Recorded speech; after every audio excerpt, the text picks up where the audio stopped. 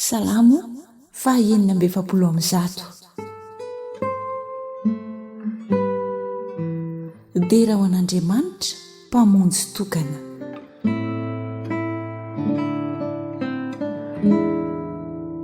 Aleloia! Miderahan Jehovah ary fanahiko, hideran'i Jehovah raha mbola miaina koa.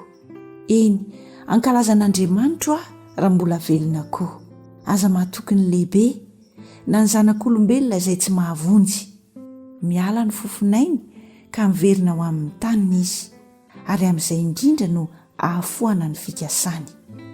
Sambatra izay manana an'Andriamanitra Jakoba ho mpanampy azy, sady manantena an'i Jehovah Andriamaniny, izay nanao ny lanitra sy ny tany, ny ranomasina sy izay rehetra ao anatiny, izay mitandrina fahamarinana mandrakizay, izay manome rarino ho an'ny ampahoriana, izay manome hanina ho an'ny noana.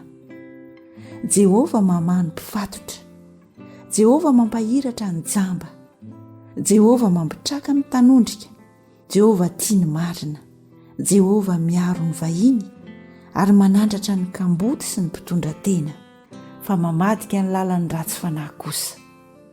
Manjaka mandrakizay Jehovah, hatramin'ny taranaka faramandimby Andriamanitra ao ry ziona. Aleloia!